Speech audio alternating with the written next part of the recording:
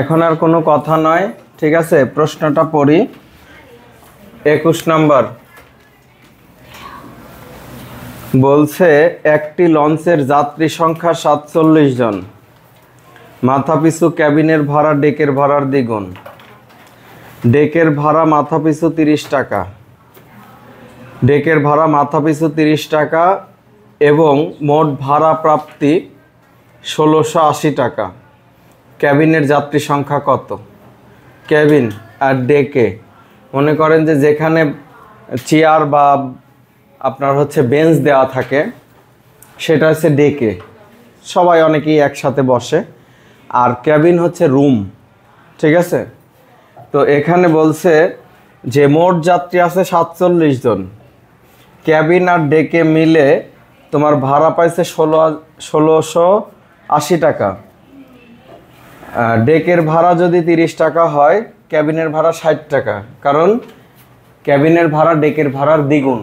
ক্যাবিনের ভাড়া ডেকের ভাড়ার দ্বিগুণ, মানে ডেকের ভাড়া যা তারে 2 দিয়ে গুণ করলে ক্যাবিনের ভাড়া হয়।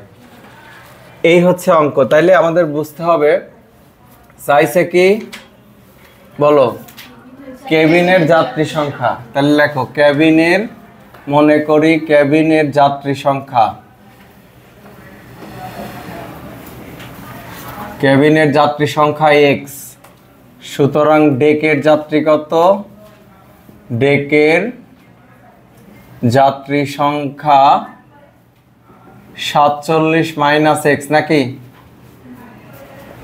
47 মাইনাস x না? কারণ এই ক্যাবিন আর ডেকে মিলে 47 জন আছে, এটা আর এটা যোগ করলে 47ই থাকবে। বুঝতে পারলাম? তো এখন মাথাপিছু ডেকের ভাড়া কত? 30 টাকা। মাথাপিছু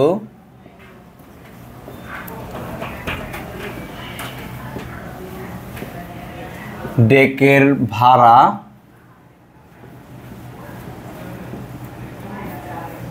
30 টাকা। মাথাপিছু ডেকের ভাড়া কত? 30 টাকা।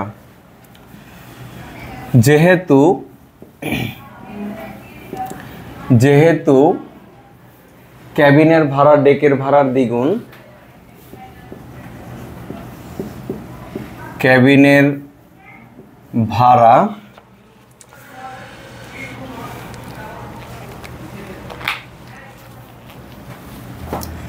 মাথাপিছু, যেহেতু মাথাপিছু ক্যাবিনের ভাড়া ডেকের ভাড়ার দ্বিগুণ, মাথাপিছু যেহেতু মাথাপিছু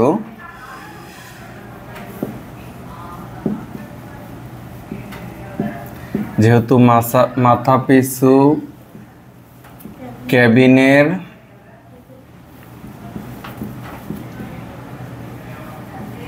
ভাড়া ডেকের ভাড়ার দ্বিগুণ, সুতরাং ক্যাবিনের ভাড়া, মাথাপিছু ক্যাবিনের ভাড়া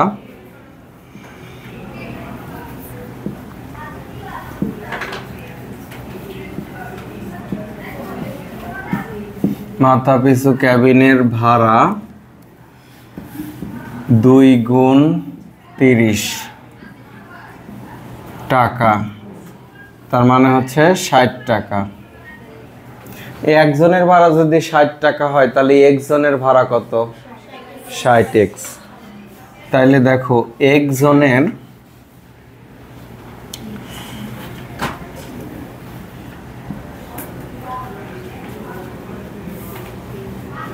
একজন যাত্রীর মোট ভাড়া 60x টাকা এবং 47 মাইনাস x। আচ্ছা, এখানে লিখে দাও এতজন ক্যাবিনের, একজন ক্যাবিনের যাত্রীর ভাড়া 60x টাকা, এতজন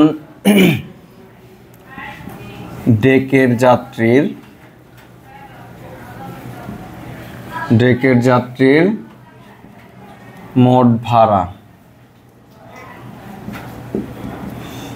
তাহলে কত হবে 30 ইন্টু 47 মাইনাস এক্স। একজনের ভাড়া 30 টাকা, তাহলে 47 মাইনাস একজনের ভাড়া গুণ হয়ে যাবে। ঠিক আছে, প্রশ্ন মতে এই ডেকের ভাড়া আর যাত্রীর ভাড়া টোটালটা মিলে হচ্ছে 1680 টাকা। টোটালটা মিলে কত?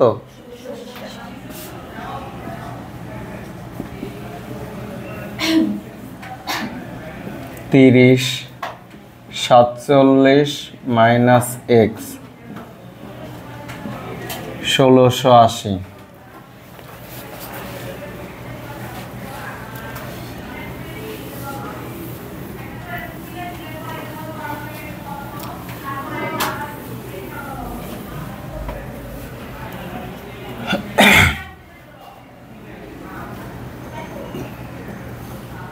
লেখছো 60x 141 0 minus 30x is equal two 1680। 30x equal to 1680 minus 1410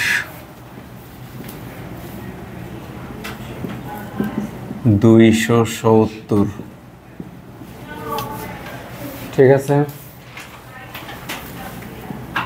x equal to 270 by 30, সুতরাং x ইকুয়াল টু 9।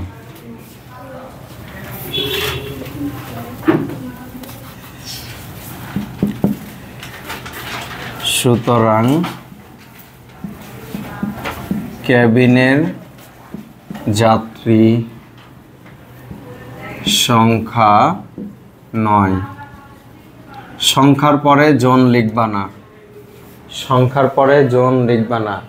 যদি এখানে সংখ্যা না লিখে লিখতাম ক্যাবিনের যাত্রী, তাহলে 9 জন লিখতাম। সংখ্যা লিখলে জন লিখব না, আর জন দিলে সংখ্যা দেব না।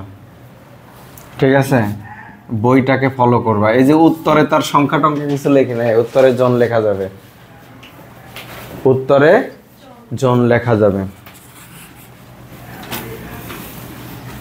দেখো বইয়ের মধ্যেও কিন্তু তাই বলছে, একটি লঞ্চে যাত্রী সংখ্যা 47 জন লেখছে। তো তোমরা যদি পাকনামি করো সেটার ফল তুমি পাবা। ঠিক আছে,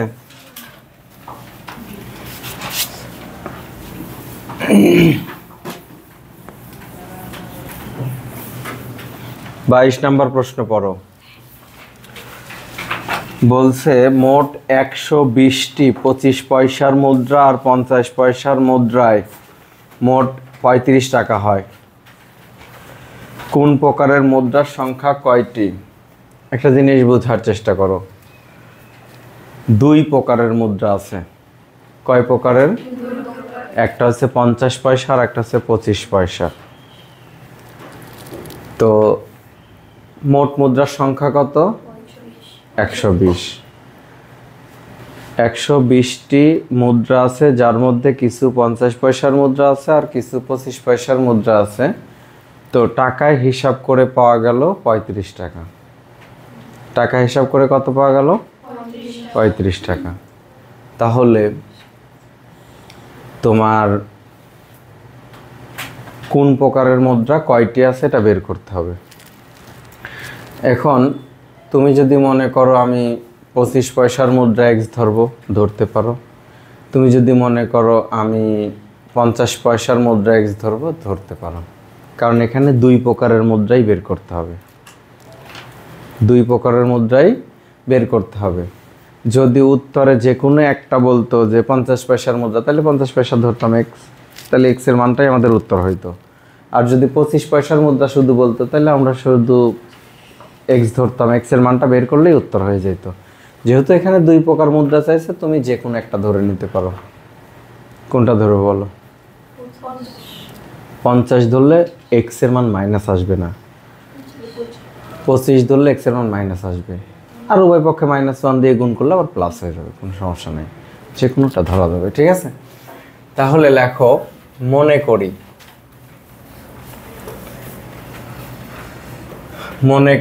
25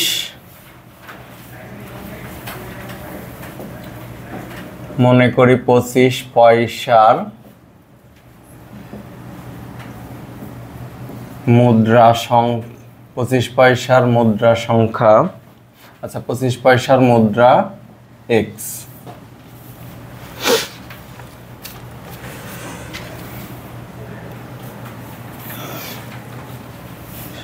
সুতরাং 50 পয়সার মুদ্রা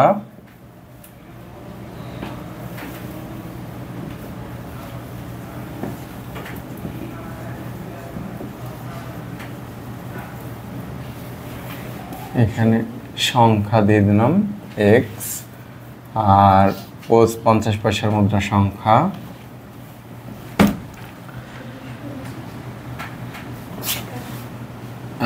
120 মাইনাস এক্স, 120 মাইনাস এক্স। ঠিক আছে, ব্র্যাকেট দিয়ে দিবা। ঠিক আছে, আচ্ছা এখন দেখো এক্স টি 25 পয়সার মুদ্রায়, এক্স টি 25 পয়সার মুদ্রায়, তাহলে একটা 25 পয়সায় 25 পয়সা হয়, তাহলে এক্স টি 25 পয়সায় কত পয়সা হয়? 25x। একটা পয়সায় কত পয়সা হয়? একটা মুদ্রায় কত পয়সা হয়? 25 পয়সা। 25 পয়সার মুদ্রা না, তাহলে এক্স টিতে কত পয়সা হবে? 25x। 25x, একটা 25 পয়সার মুদ্রায় 25 পয়সা, তাহলে এক্স টি 25 পয়সার মুদ্রায় 25x। এটা কি পয়সা না? এটারে ভাগ দিয়ে দিলাম 100 দিয়ে, তাহলে কি হয়ে গেল? টাকা। এখানে 100 পয়সা, 100 পয়সা সমান 1 টাকা। টাকা বানায় ফেললাম, বুঝো নাই? তারপরে দেখো 120 মাইনাস এক্স টি 50 পয়সার মুদ্রায় 50 into 120 minus X divided by 100 কি হয়ে গেল? টাকা। একটা 50 পয়সায় 50 পয়সা, একটা 50 পয়সার মুদ্রায় কত পয়সা? 50 পয়সা। তাইলে 120 মাইনাস এক সংখ্যকে কত পয়সা? 50 ইন্টু এত ডিভাইডেড বাই 100 টাকা হয়ে গেল। এই টাকা আর এই টাকা মিলে হয়েছে মোট 35 টাকা। কত টাকা হয়েছে? প্রশ্ন মতে, প্রশ্ন মতে 25x বাই 100 প্লাস 50 120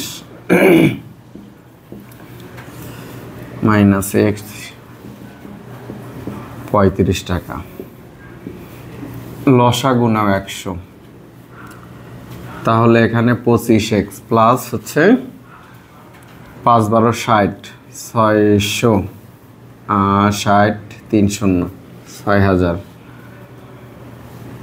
এখানে হচ্ছে 50x is equal two 35 minus 50x plus 6000 is equal two 3500।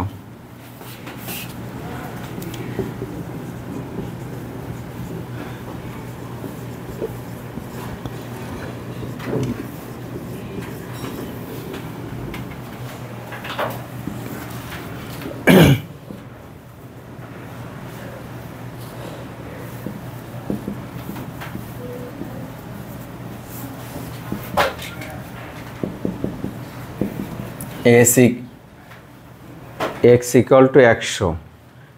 100টা যদি 25 পয়সার মুদ্রা হয় তাহলে কত হয়? 25 টাকা হয়।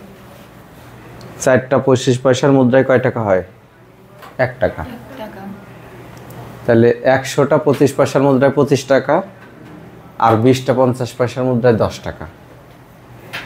50 পয়সার মুদ্রা 2টা দিয়ে 1 টাকা হয় না? তাহলে 20টা দিয়ে কয় টাকা হবে? 10 টাকা।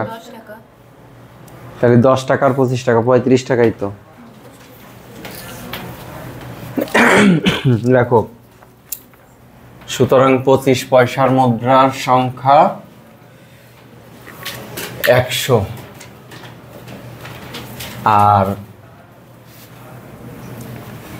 50 পয়সার মুদ্রার সংখ্যা হচ্ছে 120 মাইনাস 100 ইজ ইকুয়াল টু কত? 20।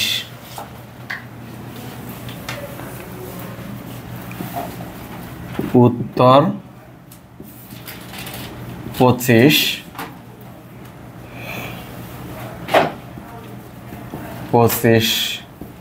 পয়সার মুদ্রা 100টি এবং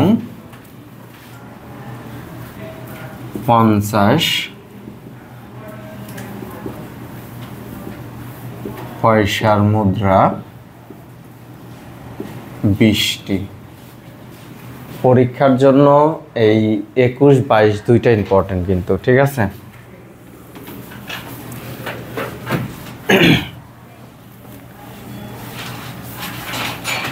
এই অঙ্কটা পরীক্ষায় আসছে, মনে করো আসছে, ঠিক আছে? এখন বলো সেটা সংক্ষিপ্ত হোক বা সৃজনশীল। ক্লিয়ার? সংক্ষিপ্ত হোক বা সৃজনশীল পরীক্ষা আসছে। লেখা হয়েছে কেন বলো?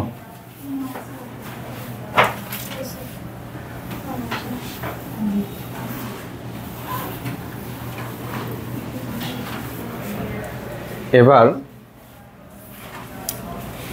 22, 23 নাম্বার বোঝার চেষ্টা করবেন। আমি প্রশ্নটা আমার মতো করে বলছি। 240 কিলোমিটার পথ যাওয়ার জন্য 5 ঘন্টা সময় লাগছে। 240 কিলোমিটার পথ যেতে 5 ঘন্টা সময় লাগছে। যখন রাস্তা দিয়ে কোনো গাড়ি চলে সব সময় কি গতিবেগ একই রকম থাকে? ট্রাফিক থাকে, স্পিড ব্রেকার থাকে, রোডের বাঁক থাকে। রোডের বাঁক থাকলে গাড়ির গতি কমায় দেয় না? তো গাড়ি সবসময় কখনো এক গতিতে চলে না। তো এই 240 কিলোমিটার পথ যেতে 5 ঘন্টা সময় লাগছে। গাড়ির গতি ঘন্টায় 60 কিলোমিটার বেগে কিছু পথ গেছে, আর বাকি পথ 40 কিলোমিটার বেগে গেছে। ঘন্টায় 40 কিলোমিটার গেছে। আমার কথা শুনেন, ঘন্টায় 60 কিলোমিটার বেগে কিছুটা পথ গেছে, আবার ঘন্টায় 40 কিলোমিটার বেগে কিছুটা পথ গেছে, ঠিক আছে? এভাবে করে সে 5 ঘন্টায় এই পরিমাণ পথ যাইতে পারছে। এখন আমাদের বের করতে হবে ঘন্টায় 60 কিলোমিটার বেগে আসলে কতটুকু পথ গেছিল। ঘন্টায় 60 কিলোমিটার বেগে কতটুকু পথ অতিক্রম করছে। তাহলে মনে করি, লেখো, মনে করি ঘন্টায় 60 কিলোমিটার বেগে পথ অতিক্রম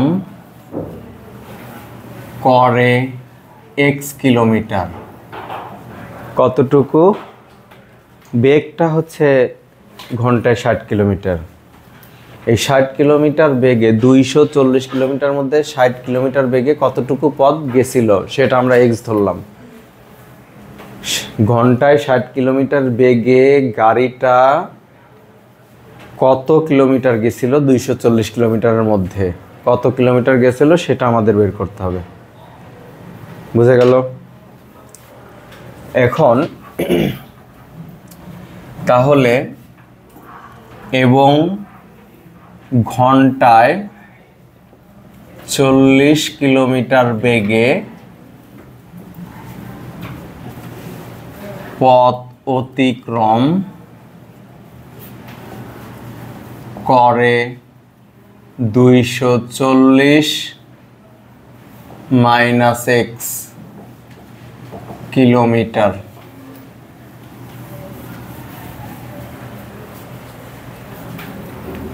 ঠিক আছে? এখন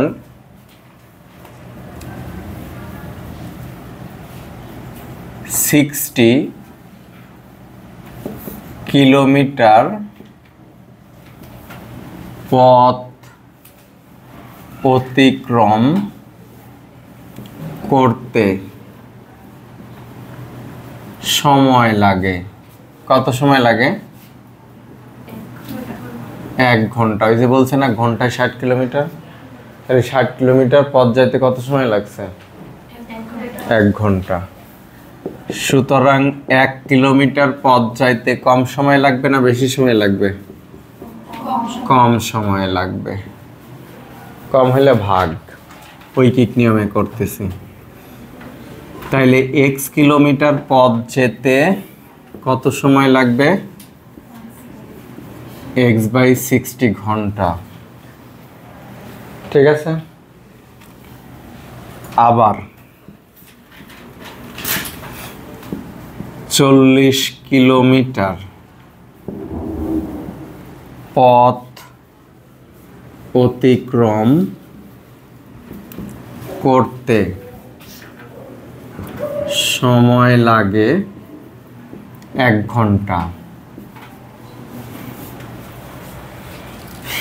সুতরাং 1 কিলোমিটার পথ অতিক্রম করতে সময় লাগে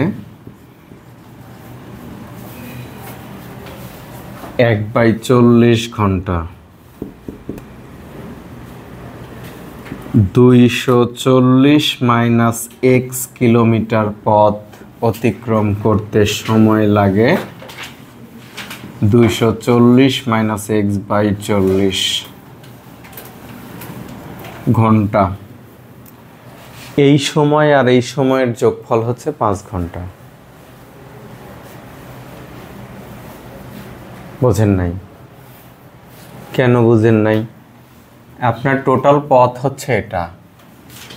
এই পথের কিছু অংশ গেছে ঘন্টায় 60 কিলোমিটার বেগে, আর কিছু অংশ গেছে 40 কিলোমিটার বেগে। তাইলে 60 কিলোমিটার গেছে বেগে গেছে x কিলোমিটার, তাহলে x কিলোমিটার অতিক্রম করতে কত সময় লাগছে সেই সময়, আর x মাইনাস 240 - x কিলোমিটার পথ গেছে যে সময়, সেই দুই সময় মিলেই তো এসে 5 ঘন্টা। এই দুইটা সময় মিলে কি 5 ঘন্টা। প্রশ্ন মতে এই সময় আর এই সময় যোগ করে 5 = 5 দিলেই তো হয়ে গেল। তোমারে বললাম যে তুমি এখান থেকে মনে করো যে ঢাকার কোনো একটা জায়গায় যাবা, তো প্রথমে তুমি মনে করো যে এখান থেকে রিক্সা দিয়ে কিছুটা পথ গেলা, তারপরে ওইখান থেকে সিএনজি অথবা মোটরসাইকেলে খানিকটা পথ গেলা। তো তুমি দেখো যে তোমার টোটাল তুমি এখান থেকে হিসাব করলা যে আমি বাসা থেকে কয়টায় বের হইলাম, এতটায় বের হইলাম, পৌঁছালাম কয়টায়, এতটায়। তাহলে আমার টোটাল টাইমটা কত? তুমি রিক্সায় গেছো কত, ঠিক আছে, একটা সময় লাগছে। আবার ওইখান থেকে সিএনজিতে গেছো আর একটা সময় লাগছে। এই দুই সময় মিলেই তো তোমার এত ঘন্টা সময় লাগছে নাকি? তো আমি ওইটাই বলতেছি যে আমার এই যে 240 কিলোমিটার পথ হচ্ছে দুইটা সেগমেন্টে ভাগ করে নিলাম, দুইটা ভাগে। এক ভাগে গাড়ি ঘন্টায় 60 কিলোমিটার গেছে, আর এক ভাগে ঘন্টায় কত গেছে? 40 কিলোমিটার গেছে। তাইলে তুমি যাত্রা থেকে যা গাড়ি যে দুইটা বেগে গেছে সেই টোটাল টাইমটা কাউন্ট করছো 5 ঘন্টা হয়েছে।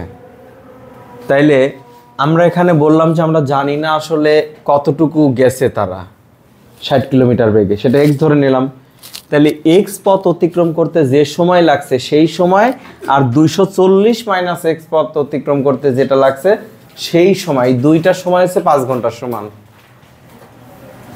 তুমি তোমার নিজের জীবনের বাস্তবতা দিয়ে একটু কল্পনা করো যে তুমি একটা জায়গায় যাবা, তুমি সেখানে দুই রকমের পরিবহন ব্যবহার করছো, এক একটা পরিবহনের গতিবেগ এক এক রকমের, ঠিক আছে? তাহলে ওই গতিবেগ তুমি হিসাব করো, টোটাল টাইমটা তুমি হিসাব করছো, কোনটাতে কত কিলোমিটার গেছে এটা হিসাব না করে টোটাল টাইমটা তুমি হিসাব করছো। তাহলে তোমার মনে রাখতে হবে যে আমি আসলে তাহলে রিক্সায় কত কিলোমিটার গেলাম, এটা আমার কত সময় লাগছে এই সময়, আর সিএনজিতে যেতে সময় লাগছে যা, সেটা মিলে মোট সময়ের সমান হবে, তাই না? তো এখন প্রশ্ন মতে লেখো,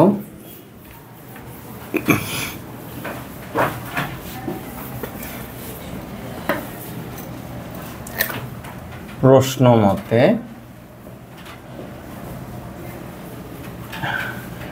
x/60 প্লাস হচ্ছে 240 মাইনাস এক্স বাই কত 40 ইজ ইকুয়াল টু 5। এই জন্যই তো সময় বের করলাম 2x, হ্যাঁ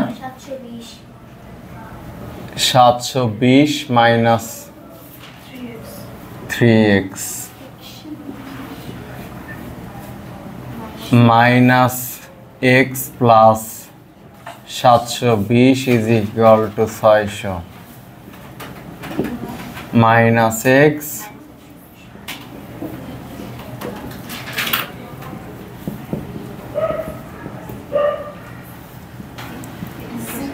-1 দিয়ে উভয় পক্ষের গুণ করে দিলাম।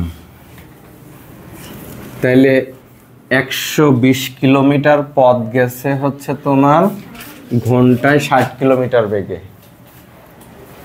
ঘন্টায়, সুতরাং ঘন্টায় 60 কিলোমিটার বেগে পথ অতিক্রম করে 120 কিলোমিটার, 120 কিলোমিটার, এটাই হচ্ছে উত্তর।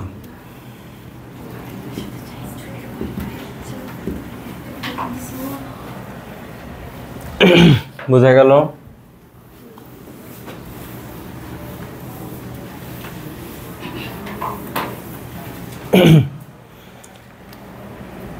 এখন 25 নাম্বার সৃজনশীল দেখব আমরা, সবাই ভালো করে পড়ব। বলছে একটি স্টিমারে যাত্রী হচ্ছে 376 জন, যাত্রী কত? 25 নাম্বার, 24 পরে 300 কত 76 জন, 376 জন যাত্রী আছে। তো মাথা পিছু ক্যাবিনের ভাড়া ডেকের ভাড়ার 3 গুণ, না সরি, ডেকের যাত্রী ক্যাবিনের ডেকের যাত্রী সংখ্যা ক্যাবিনের যাত্রী সংখ্যার 3 গুণ। মোট ভাড়া প্রাপ্তি হচ্ছে 33,840 টাকা, ঠিক আছে? এখন ডেকের ভাড়া হচ্ছে মাথা পিছু ডেকের ভাড়া দেওয়া আছে কত? 60 টাকা। কতে বলছে ডেকের যাত্রী একজন, ডেকের যাত্রী এক্স হলে সমীকরণ গঠন করো। বলেন তো, ডেকের যাত্রী যদি এক্স হয় তাহলে কেবিনের যাত্রী কত? ভালো করে প্রশ্ন পড়ে দেখেন, 3/x। ডেকের যাত্রী ক্যাবিনের যাত্রী, দেখো বলছে যে প্রশ্নের মধ্যে ডেকের যাত্রী ক্যাবিনের যাত্রীর 3 গুণ। যদি আমি ক্যাবিনের যাত্রী এক্স ধরি তাহলে ডেকের যাত্রী হবে 3x। আর যদি আমি ডেকের যাত্রী এক্স বলি তাহলে ক্যাবিনের যাত্রী হবে এক্স এর 1/3, এক্স এর কত 3/1 ঠিক আছে। তাহলে x/3, x/ কি হবে এইখানে আপনাকে বুঝতে হবে যে আমি আসলে কাকে, এখানে তো আমার ইচ্ছা মতো আমি ধরতে পারবো না। যদি প্রশ্নের মধ্যে বলে না দিত তাহলে তো আমি নিশ্চিত ক্যাবিনের যাত্রী এক্স ধরতাম, আর এক্স রে 3 দিয়ে গুণ করলে ডেকের যাত্রী হয়ে যাবে। বোঝা গেল? প্রশ্নে যদি ফিক্সড করে দেয় যে অমুকটারে এক্স ধরতে হবে, আপনার অমুকটারে এক্স ধরতে হবে, যেটা প্রশ্নে বলা থাকবে, চেঞ্জ করার কোনো সুযোগ নাই। চেঞ্জ কখন করা যাবে? যখন প্রশ্নে বলা থাকবে না। ডেকের যাত্রী ক্যাবিনের যাত্রীর 3 গুণ, ডেকে বেশি যাত্রী আছে ক্যাবিনের চাইতে, তাহলে ডেকের যাত্রী যদি এক্স হয় তাহলে ক্যাবিনের যাত্রী কম। কত কম? 3/1। 3/1। যেমন মনে করেন যে পরীক্ষায় 3/1 নাম্বার পেলে পাস, মানে 100-তে 33, 33 হচ্ছে 100-র 3/1 কাছাকাছি প্রায়, তাই না? তাহলে ক নাম্বার লেখো। ক, মনে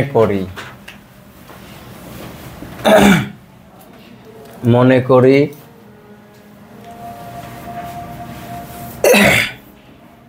স্টিমারটিতে ডেকের যাত্রী সংখ্যা এক্স,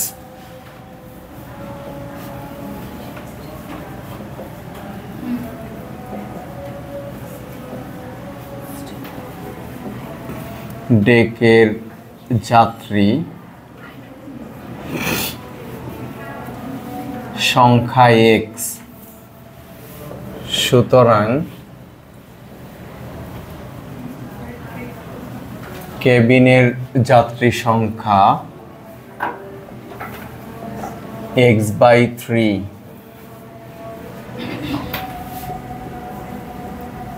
প্রশ্ন মতে ডেকের যাত্রী আর ক্যাবিনের যাত্রী মিলেই তো স্টিমারের মোট যাত্রী, নাকি?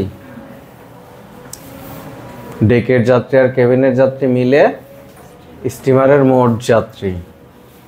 তাহলে x + x/3 = সমীকরণ গঠন করা হয়ে গেল। ঠিক আছে, এটাই হচ্ছে ক। খ হচ্ছে ক হতে প্রাপ্ত x + x/3 = 376। মানে ডেকে কতজন যাত্রী ছিল আর হচ্ছে ক্যাবিনে কতজন যাত্রী ছিল এটা বের করতে হবে। তার মানে এক্স বের করলেই হবে। এক্স বের করলে ডেকেও পাবো, কেবিনও পাবো। 3x + x, ভগ্নাংশ থাকলেই লসাগু করতে হয়। 4x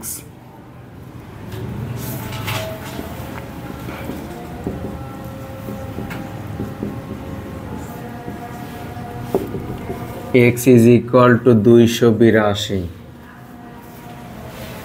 ঠিক আছে, এটা হচ্ছে কি ডেকের যাত্রী। সুতরাং স্টিমারটির ডেকের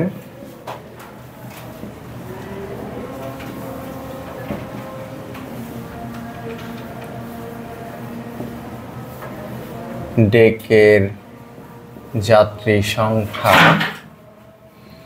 282।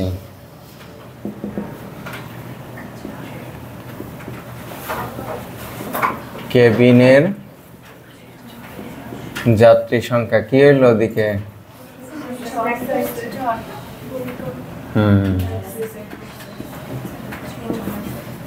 94।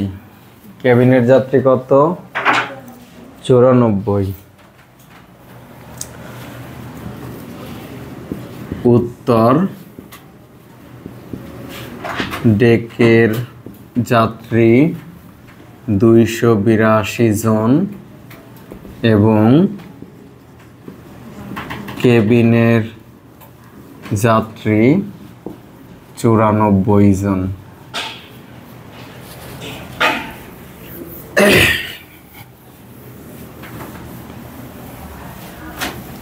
গ নাম্বার, খ হতে প্রাপ্ত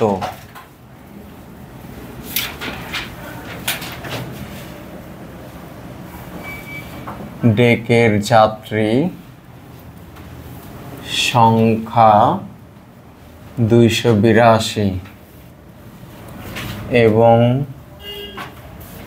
কেবিনের যাত্রী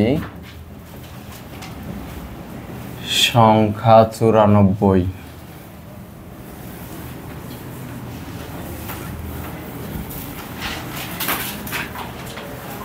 কার ভাড়া দেওয়া আছে মাথা পিছু? ডেকের যাত্রীর মাথা পিছু ভাড়া 60 টাকা। তাহলে মাথা পিছু মানে একজনের ভাড়া 60 টাকা। তাহলে 282 জনের ভাড়া যদি আমরা হিসাব করি, তাহলে আমরা পেয়ে গেলাম যে ডেকের যাত্রীরা মোট কত ভাড়া দিছে, আর বাকি ওই টাকা বাদ দিলে মোট টাকা 33,840 টাকা থেকে ওই টাকা বাদ দিলে যে অবশিষ্ট টাকা থাকবে, সেই অবশিষ্ট টাকা আসছে ক্যাবিনের যাত্রীদের থেকে। অবশিষ্ট টাকা কাদের কাছ থেকে আসছে? ক্যাবিনের যাত্রীদের কাছ থেকে আসছে। ঠিক আছে, তাহলে লেখো ডেকের যাত্রীর মাথা পিছু ভাড়া 60 টাকা। ডেকের যাত্রীর মাথা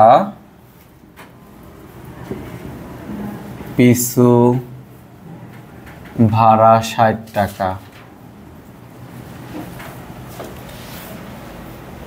সুতরাং ডেকের যাত্রীদের থেকে ভাড়া প্রাপ্তি, সুতরাং ডেকের যাত্রীদের থেকে ভাড়া প্রাপ্তি কত? 60 × 282, এত টাকা। 16,920 টাকা।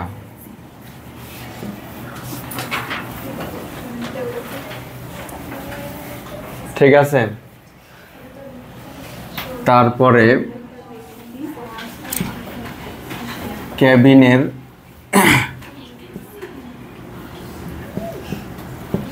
ক্যাবিনের যাত্রীদের থেকে ভাড়া প্রাপ্তি 33,840 মাইনাস 16,920, 16,920 টাকা। ঠিক আছে, তাহলে এই যে ক্যাবিনের যাত্রীদের থেকে এত ভাড়া পাইছে। ক্যাবিনে যাত্রী কতজন ছিল? 94 জন। তাহলে 94 জনে এত টাকা দিছে। কয়জনে দিছে? 94 জনে। ঠিক আছে, তাইলে ক্যাবিনের 94 জন যাত্রীর ভাড়া এত টাকা। ঠিক আছে, কি লিখবা? ক্যাবিনের 94 জন যাত্রীর ক্যাবিনের 94 জন যাত্রীর ভাড়া 16,920 টাকা। সুতরাং ক্যাবিনের একজন যাত্রীর ভাড়া কম হবে না? 180 টাকা।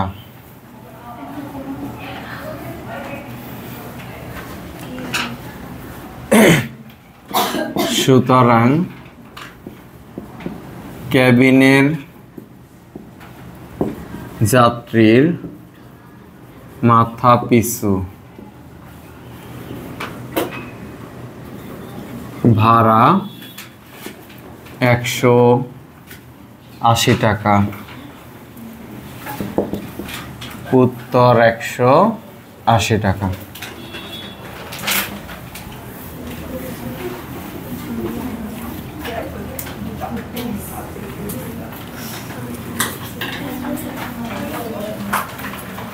বোঝা গেল কিনা? 2 মিনিট সময় লাগবে, শেষ হয় নাই।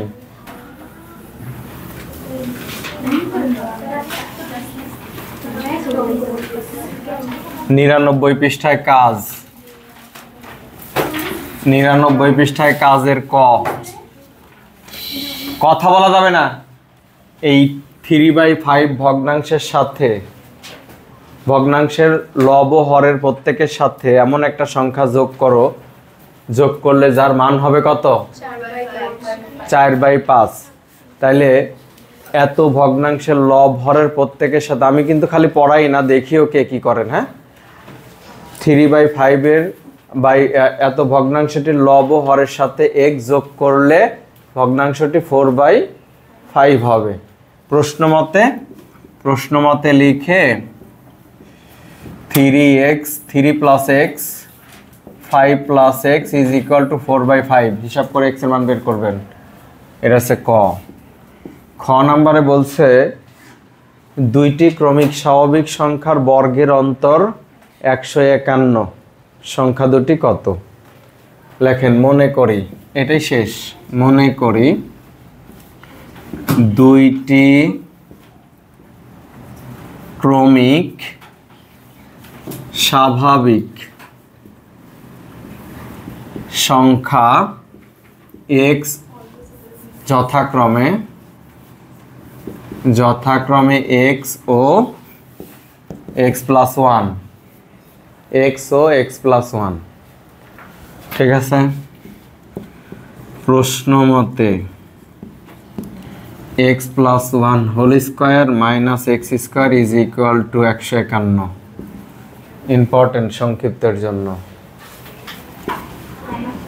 x square plus 2x + 1 minus x square is equal to 2x + 1 2x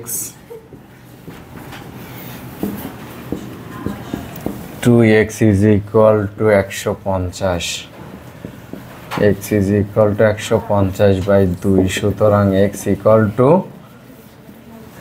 75।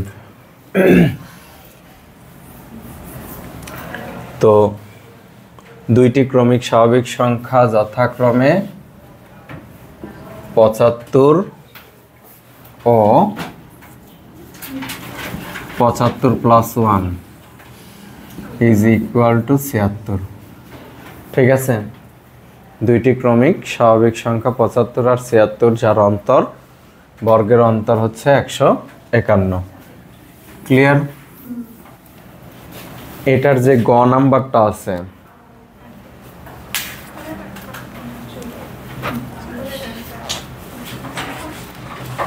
এটার যে গ নাম্বারটা আছে বলছে 120টি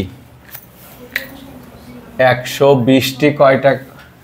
120টি 1 টাকা আর 2 টাকার মুদ্রায় মোট 180 টাকা হলে কোন প্রকারের মুদ্রা কয়টি? কোন প্রকারের মুদ্রার সংখ্যা কয়টি? হ্যাঁ, এক, কিন্তু পার্থক্য আছে। তুমি যদি বলো 1 টাকার মুদ্রার সংখ্যা xটি, তাহলে xটি 1 টাকার মুদ্রায় কত হবে? x টাকা। 1টা 1 টাকার মুদ্রায় কয় টাকা হয়? 10টা 1 টাকার মুদ্রায় কয় টাকা হবে? 10 টাকা। তো 10-এর জায়গায় x লাগান, তাহলে xটি 1 টাকার মুদ্রায় x টাকা হয়। 1 × x, আর এটা তো আর পয়সা না যে ভাগ করতে হবে। 1 টাকার মুদ্রার সংখ্যা কত? x। xটি 1 টাকার মুদ্রা, xটি 1 টাকা, 1 × x, তাহলে x টাকা। তাহলে 120 মাইনাস xটি 2 টাকার মুদ্রায় কত টাকা হয়? আচ্ছা, 120 মাইনাস xটি হচ্ছে 2 টাকার মুদ্রা। তো তুমি তো এটা আগেই লিখবে, এটা যখন ধরবা তারপরে লাইনেই তো এটা লিখবা যে 2 টাকার মুদ্রার সংখ্যা 120 মাইনাস x। তাহলে এতটি 2 টাকার মুদ্রা সমান সমান 2 ইন্টু 120 মাইনাস এক্স, তাই না?